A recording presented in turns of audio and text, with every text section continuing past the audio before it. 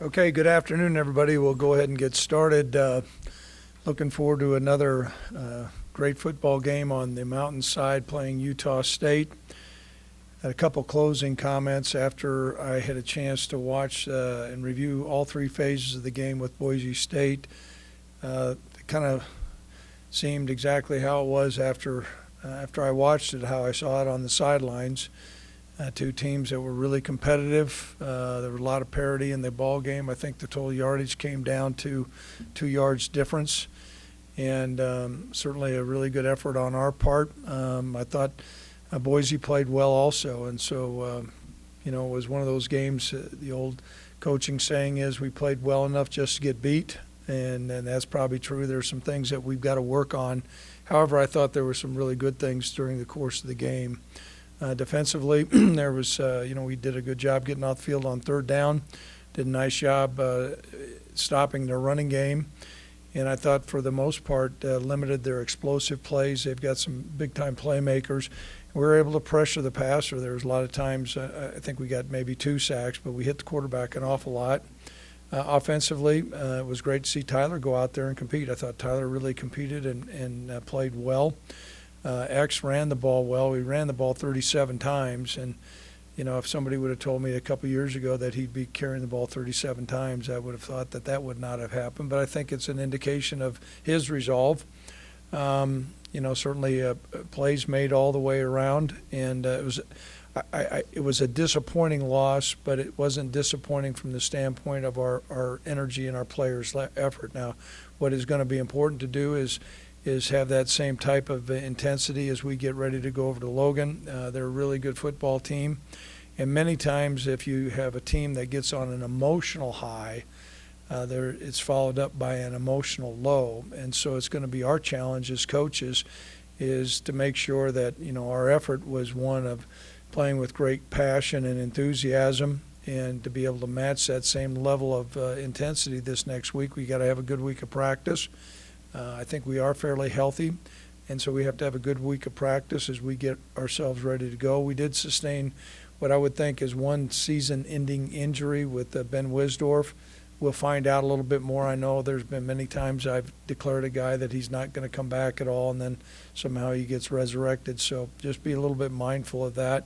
We haven't got the final confirmation yet, but all indications from the initial observation and assessment that he's got a torn ACL. So Ben's, hopefully it's not that, but that's kind of where we're at. But outside of that, it was certainly a physical game, but I think we made it through fairly healthy and getting ready for another Mountain West game. Relative to our opponent, Utah State's an explosive offense. Jordan Love got a great arm. He's mobile. They've got a whole stable of receivers that they're able to go to, big, strong offensive line. Their defense poses challenges. They'll operate out of a 3-down front to 4-down front, a lot of different looks there. And so we're certainly excited about playing the ball game. There's a lot on the line. It's another opportunity for us to come up with a Mountain West win. So at this time, questions? Yes? We spoke with Logan Wilson after the game. One of the first things he said was that we still have a lot to play for this season. I mean, obviously, there's only a few games left in the regular season.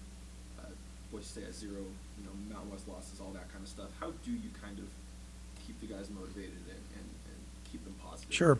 Well, first of all, we have a mantra of 1-0, and that's just, I think a lot of guys have bought into it. I know I have as well. And so a big ball game from that standpoint, a very quality opponent.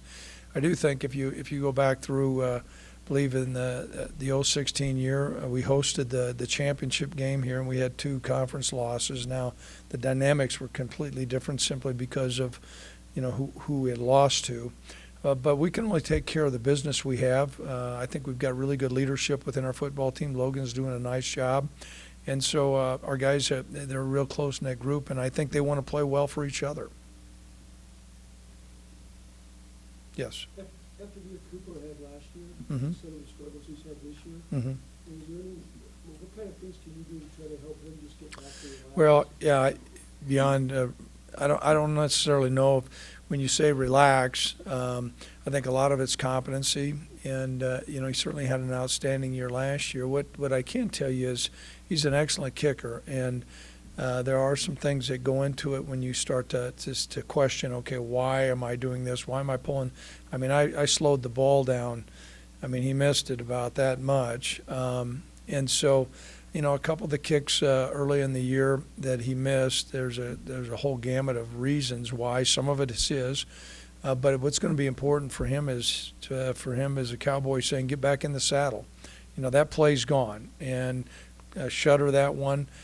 He'll certainly go through and look at, okay, fundamentally, what did I do wrong? But, just dealing with that closed skill set as a place kicker, you've got to have tempo and timing and confidence, and relaxation does come into play to where you're not forcing things. And so that's going to be one of the roles that I have this week. I know he felt terrible after the game. I know Logan had tried to reach out to him, a couple other guys. He just kind of wanted to be by himself. He's a great competitor, and he's a confident player that has a log of really good kicks, and we're going to rely on that to bring him back. How much does that, when you have a season like he's having, does that become the middle thing when you start thinking about it? Well, there's a couple things. There's no doubt, Davis, that that particular position is different, say, like as opposed to an offensive guard. It's very much like a golfer, and sometimes I wouldn't characterize this whole thing as a slump, but I think expectations were so high, and he put expectations on himself. And I think last year there was probably a couple kicks that, could have gone either way that he was able to make. He's an excellent player, and he's going to bounce back, and I'm excited about working with him this week. And, what's happened in the past is in the rearview mirror. He's an excellent kicker. He needs to be kicking well against Utah State. Yes. Obviously impressed about Valladay rushing the ball 37 times, but that's probably not something you want to make a regular thing of, and he got hurt in the game. What is the backup plan, I guess? Well, keep on running him. That's our plan. I mean, we're in this thing to win it, and he's our best runner, so we're going to keep on running him. Fair question, fair answer. Are there certain elements that you have to look at when teams don't have to count as much, but the quarterback run now, as to how you're running it, where you're running it, different elements you have to incorporate? Well, I can tell you as an old defensive coordinator, when the quarterback takes off and you have predetermined runs, that stresses the defense. Tyler has the ability to run, and we have all that in our playbook. So the playbook's not going to drastically change. But he does not have the same – he's a very capable runner, but, Sean was a 6'4", 220-some pound guy. Tyler's not quite as big. But we'll still run him, probably not as much as what we had planned to run Sean, and certainly the number of scrambles. However, I thought Tyler scrambled around fairly well. Some of it in the game was not by choice. You mentioned Jordan Love earlier. He's kind of had a different year last year. The numbers were kind of jumped off the page last year. Not quite as efficient this year. Obviously, they've had a coaching change. Does he look different? Does the offense look different? What do you kind of see? Well, what I have seen is, they have a new offensive coordinator who we know. I know him. And a lot of the schemes are very similar, though. There's times that he looks like he's right in phase to where he was last year. And there's other times it looks like, maybe there's something missing here or there. But he's a very talented player. He is very capable of putting up big numbers, and we're going to anticipate that. And so you don't want to make too much of saying, okay, he's off. Maybe his numbers are not quite where they were. Some of that may be with some of their opponents. I know he's very talented. We got our hands full with him. Yes. I know you guys preach the 24-hour rule, even as coaches with the 24-hour rule. How tough was that within the 24 hours? There was no 24 hours as us. I mean, I think we got back at 3:40, and we were in early the next day grinding away. And one of the best things you can always do is go back through, comb through the tape, bank it, and then FIDO it, forget it and drive on is what we say, and start looking at Utah State, and that's one of the best things to do. What we have to be able to do is make sure that this is an entirely different schemes that we're going to be confronted with, but another very quality opponent, and we're going to need to bring back that same level of intensity and energy and effort for this game to give us a chance to win. Yes, Davis. Are you comfortable enough with Alfonso to where he played in all these last 3 games? I can say that his performance in practice has not risen to the level to where we'll take a look at him during the course of this week. He's going to have to improve a little bit before we'd insert him. So it really doesn't have anything to do with redshirt, non-redshirt. It's just we're doing whatever we can to win the next game. How about Titus and Trey? Any update on them? I would say both of them are unavailable this week. Yep, and Trey would be further away. We're in hopes. We'll see how Titus, he's coming along. He's making progress, but he's not been cleared yet. Yes, Davis. Alonzo, Velasquez, and Zach Watts. What's Mhm. their status? Well, I think Zach Watts will take practice reps this week, and if I don't know if he's going to be cleared to play, we're in hopes that that's the case.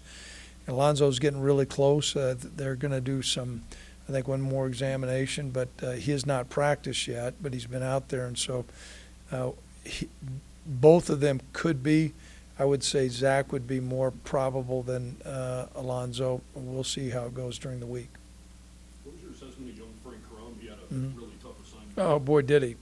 Yeah, that number 99, I think I mentioned that he was a big rascal. I had forgotten I had recruited him because one time during the game, I was kind of clamoring with the referee, and then I told the ref, heck, I'm just being grumpy, and Weaver looked over at me and goes, hey, Coach, you're all good. And then I kept on, well, how in the world does he know me? And then after the game, he had told one of our assistant coaches, make sure you tell Coach Bohl hello, because we had actually recruited him. But he's a very talented player, and Frank's a young guy. I thought Frank went in there and mixed it up, but there are times that Weaver got the best of him, and we'll learn from that. I don't want to see a lot of 99s out there, I can tell you that. Yes. You mentioned before the season you thought Ravante was your best interior defensive lineman. Mhm. Jabari has seemed to have a really good year. Right. Is there a certain area of his game where he's come along in particular this year? Yeah, I think he's taken to Coach Caligas's technique, his hand placement, his low pad level, his steps, all those things. He's gotten stronger. And without question, at the beginning of the year, I thought Ravante was our best defensive lineman. And I think our defensive line's playing really well right now.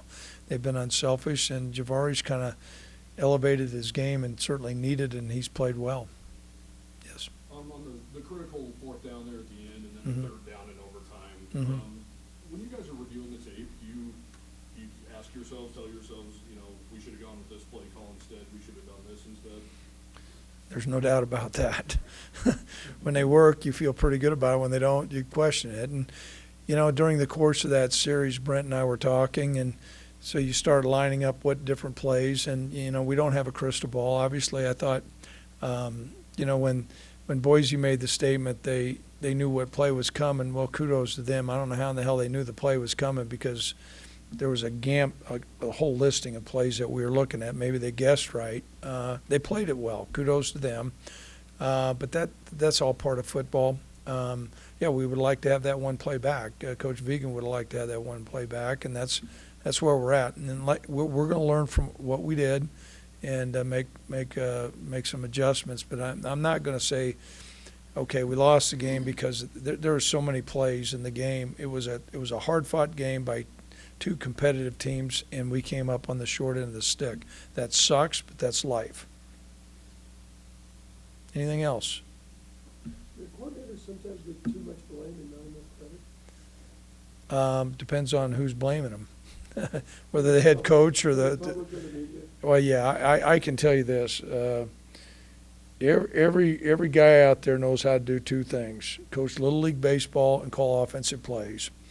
I mean, it's always amazing to me. They all got it all figured out. And so, Brent's been doing this a long time. He and I consult, but I trust him. And, yeah, there's no doubt when you run a flea flicker and it doesn't work, all of a sudden that's a bad deal. If it works and the safety's up and we hit a split post on the backside, it's a great call. That's life. Can you veto those though, Coach? Can what? Can you veto those when they come down in the play? Oh, hell, I can do anything I want. Well, yeah. I mean, The last time I checked, it said head coach.